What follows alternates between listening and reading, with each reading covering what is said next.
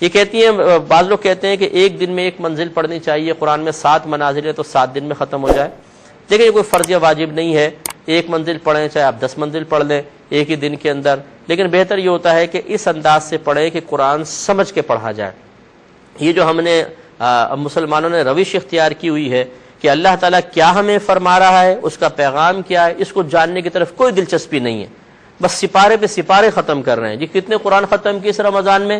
جی میں نے 10 قرآن ختم کیے، میں نے 20 قرآن ختم کیے، ہم نے 6 قرآن ختم کیے ہیں۔ دادی جان بھی جھوم جھوم کے پڑھ رہی ہیں، دادا جان بھی پڑھ رہے ہیں، امی جان بھی لگی ہوئی ہیں۔ اب ان سے پوچھ لیجئے کہ اچھا آپ نے 10 قرآن ختم کر لیے، بتائیے اللہ تعالیٰ قرآن میں کیا بیان فرما رہا ہے؟ جی یہ تو پتہ نہیں ہے۔ تو کیا قرآن اس لیے نازل کیا گیا تھا کہ سپارے پہ سپارے ختم کیے جائے اور قرآن پہ قرآن ختم کر کے نام اعمال میں بس قرآن پڑھنے کی نیکیاں لکھوائی جائے؟ حالانکہ قرآن تو ہدایت کے لیے نازل کیا گیا، اور ہدایت اس وقت تک ممکن ہی نہیں ہے جب تک کہ انسان جس چیز سے ہدایت حاصل کر رہا ہے اس کو سمجھے نہیں۔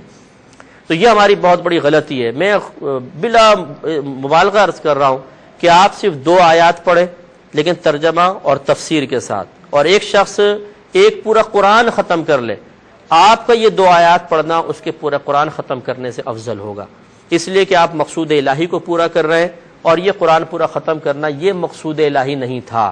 اللہ تعالیٰ نے قرآن اس لیے نازل نہیں کیا کہ تم 1 اور 10 اور 20 قرآن ختم کرو، بلکہ اس لیے نازل کیا، شروع میں فرمایا کہ ذالک الکتاب لا ریب فیہ ھدی للمتقین، یہ وہ قرآن ہے، یہ وہ کتاب ہے جس میں شک کی کوئی گنجائش نہیں، متقین کے لیے باعث ہدایت ہے۔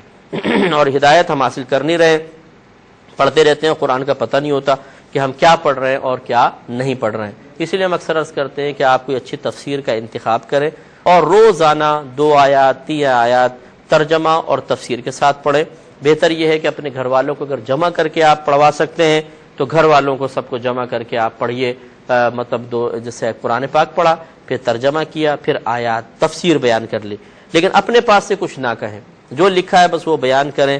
اگر آپ 2 آیات بھی پڑھیں روزانہ تو 1 مہینے میں 60 آیتیں ہو جائیں گی، اور 60 آیتیں جب انسان ترجمہ تفسیر کے ساتھ پڑھے گا تو الحمدللہ بہترین علم حاصل ہوگا اور مضامین قرآن کی برکات بھی حاصل ہوں گی۔ تو یہ ہمارے یہاں ایک غلطی چل رہی ہے کہ ہم قرآن پاک کو صرف چومتے ہیں، سر پہ لگاتے ہیں اور جزدان میں لپیٹ کے اونچی جگہ رکھ دیتے ہیں، لیکن سمجھنے کے لیے تیار نہیں۔ ہزارہا بلکہ میں کہتا ہوں لاکھوں مسلمان دنیا سے ایسے چلے گئے ہیں کہ جنہوں نے پوری زندگی میں ایک بار بھی یہ زحمت گوارا نہیں کی ہے کہ ہم اپنے رب کے اس پیغام کو تو سن لیں کہ اللہ تعالیٰ ہم سے کیا فرمانا چاہتا ہے۔ اور کتنے ابھی ہمیں سن رہے ہوں گے جنہوں نے پورا قرآن کبھی ترجمے کے ساتھ نہیں پڑھا ہے، تو ہمیں سمجھنا چاہیے۔ کتنے یہ ظلم کی بات ہے، لوگ کہتے ہیں کہ دنیا میں سب سے پڑھی جانے والی کتاب قرآن ہے۔ میں کہتا ہوں کہ اس کا ایک بڑا تلخ پہلو ہے کہ دنیا میں بغیر سمجھ کے سب سے زیادہ پڑھی جانے والی کتاب قرآن ہے۔ اخبار بھی لوگ سمجھ کے پڑھ رہے ہوتے ہیں لیکن قرآن پاک کو اتنی اہمیت بھی نہیں دیتے۔ تو یہ رمضان کے اندر میری ریکویسٹ ہے، جو لوگ اعتکاف بیٹھے ہیں یا مطلب یہ این قرآن میں مکا دیتے ہیں، اللہ دے بندو تسی ایک سپارہ ہی پڑھ لو نا، سورۃ البقرہ ہی پڑھ لو نا، تو تمہیں پتہ چل جائے گا یہ جڑا تمہیں پٹی پڑھائی ہے نا، جو کچھ بھی ہے اللہ تیرے محبوب کی امت سے ہے۔ ایک اس طرح کی امت پہلے بھی گزری ہے جس نے یہ دعویٰ کیا تھا جو کچھ بھی ہے اللہ ابراہیم کی امت سے ہیں، ابراہیم کی اولاد ہیں۔ اللہ تعالیٰ نے فرمایا ضربت علیہم الذلہ والمسکنہ، ہم نے ان کے اوپر ذلت اور مسکنت، چونکہ انہوں نے پیغمبروں کی نافرمانی کی ہے۔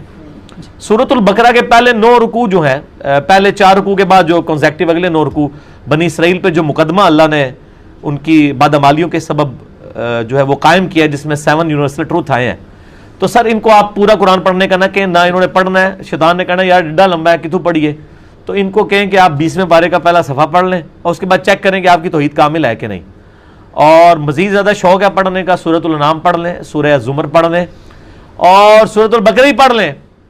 چلیں سورۃ البقرہ ہی پڑھ لیں تو آپ کو سارے معاملات سمجھ آئیں۔ اللہ اللہ اللہ